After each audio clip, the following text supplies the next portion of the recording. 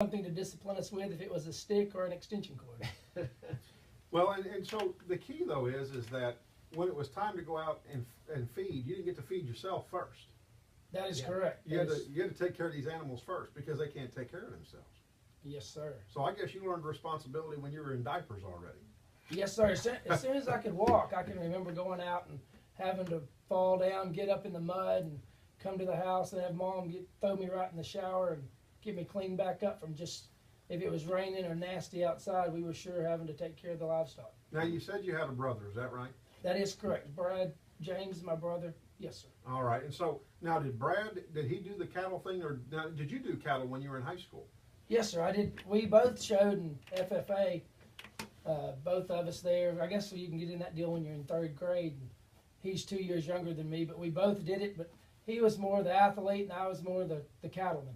And so when you went into high, first of all, what is FFA? Because now a lot of our listeners may not even know what FFA is. FFA is Future Farmers of America, which it's not that anymore. When I was in school, that's what it stood for. But it's a program for agriculture to teach the kids all about the agriculture, as in the livestock community, the feeding the world, basically. Because that's what they're teaching kids. And so we're passing on a very important, I mean, we've got an overpopulation problem as it is. And so it's good that we've got programs like FFA that can teach children how to grow crops, how to grow livestock. You know, those hamburgers at McDonald's, well, I don't know what they sold last year, 9.10 billion or however many hamburgers they sold. But those hamburgers didn't come from thin air. No, they didn't. And the requirement to feed the world, I like that idea that it's not just local, it's not just what I'm doing for myself, it's what I'm doing for the world. Well, folks, I'll tell you what, we're with Luke James, the owner of Luke James Cattle Company. When we come back, we're going to find out what showing cattle means. You know, I'm wondering if it's a beauty pageant for bovine, and I guess Luke will help clear that up for us because I think he's the expert on that.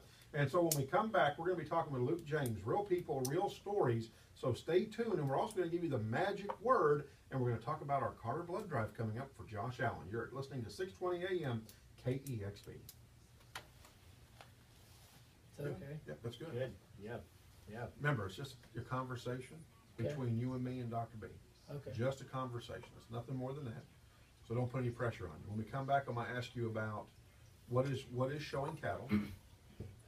And then I'm going to ask you where it led to from high school, and how'd you decide to get into the cattle business? What is showing cattle? Yeah, what is showing cattle? What does that mean? Is it a beauty pageant for bovine? And then you can lead into that. What I want you to talk about is that I don't want you to talk about all the preparation of the cow. Nobody cares about what they do to prep the cow. Okay. Now, if you, like, I may poke a little bit at you, and I may say, so do you blow dry them and brush them? You know, and well, yes, sir, that's part of it. So don't go into that now. No, we don't want to go into great detail because people get lost in that. So you want me to go into The competition aspect of it, that this isn't just something that's easy, that you, and tell people you put a lot of work into getting your cow ready for 15 minutes. You know, and you walk into that arena, and whether it's whether it's a big show or a little show, you have to work a lot with your calf to get them halter broke, so that when you walk in, they stand just right to show off the different parts of that cow and what you're developing of that cow. And then there's a judge that judges them, and these kids are submitting themselves to being judged on the work that they're doing with their calf. Okay. And that creates competition and self-esteem and all those kinds of things, and it helps build that child's character. But it's a competition, and it's a real competition. This isn't just some, hey, we're a bunch of redneck farming cattle people. Well, this is a real big deal. You know, this is a lot of work. It's a lot of effort, and we get judged by it. And then when we leave that, I'm going to go into and transition quickly into how did you decide to go into the cattle business? And then we're going to start talking about how you started. You know, I didn't have any cows, so I would go out and look for cows for folks.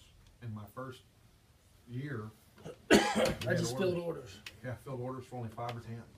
That's how I started. You know, your parents didn't give you any money to go out and buy 100 head of cattle. You didn't start off with a silver spoon. You had to go out and work. You know, and then we're going to talk about where you're at now. You know, you've sold over 100 calves this last year. You've sold over 15 heifers this last year. And not only do you take and place orders, but you can now produce your own show cattle. And that this year alone, you're going to calve over 400. That you have grown your business from an order of 5 or 10 to over 400. to over 400. Yeah, it's amazing. And how old are you again? 33. 33. Perfect. And you're raising a family doing what you love, what you grow up doing in high school. This is what you love. You know, if it wasn't such a negative thing, I would say I would relate it to your brother, you know, on your brother's end, where your brother was good in sports and good in baseball, and then nothing ever came out of it because he got hurt. Exactly. Then it's Right.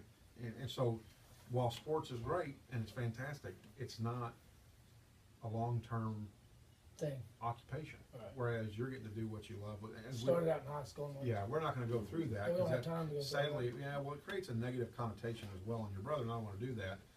But it's true, though. I mean, it's just, you know, you hear about how fabulous, you know, we're not going to see Luke James on the 60-inch screen television Exactly. out there calving a calf at 3 o'clock in the morning with chains pulling him, Exactly. giving him a check for $100 million and an endorsement contract with Nike boots.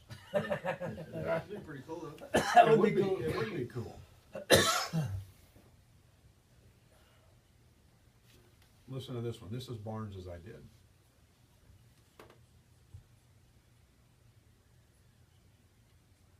And this is once a week, Every day. every day. Yeah.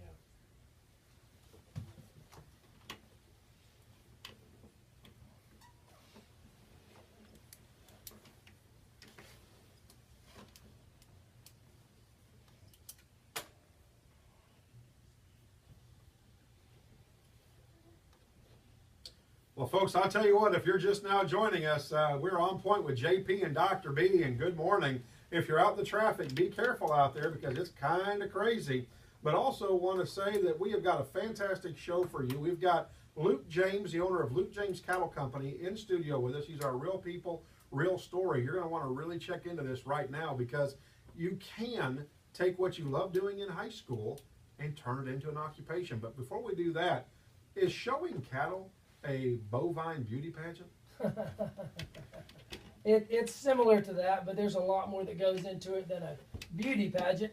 It's you're working with a team with your animal, your calf, and you have to have this thing halter broke to where you can take it in front of a judge or a panel of judges and have it judged on the way it acts, the way it looks, and you have to feed this thing a specific amount of feed, and there's a lot more to it than just walking across the stage. So there's a lot of time put in before you even get into the arena, is that right? Oh, yes, sir. You're in the arena for probably 15 minutes, and you're spending 6 to 7 hours a day with this animal if you have that amount of time. If you don't, as much time as you can get away to take care of it, the better it will act, the better it will do. I mean, the more the better. So there's no easy way around this. There's no easy way around this. Approximately how long does it take from the time you get your calf to ready to show? You know, like, is it months? Is it weeks? How long does that take? It just depends on what show we're talking about. If you can buy them things that they wean them off the cow at 6 to 7 months old most of the time, and you can start going to some prospect shows there in a couple months. But the major shows usually them cattle are 15 to 20 months old. Okay. Well, and so in talking about getting ready for a show and being in a show, I mean, it sounds like it's very competitive. Is it real competitive? Oh, it's very, very competitive. I mean, there's, I'd be lying if I told you, there's over 2,000 head of steers at the Fort Worth Stock Show, and they only pick a Grand and Reserve, just one calf. Wow. So, I mean, so, and are we building self-esteem with these kids, you think? Oh, I know we are. I mean, for instance, myself, I played sports and I wasn't any good at them.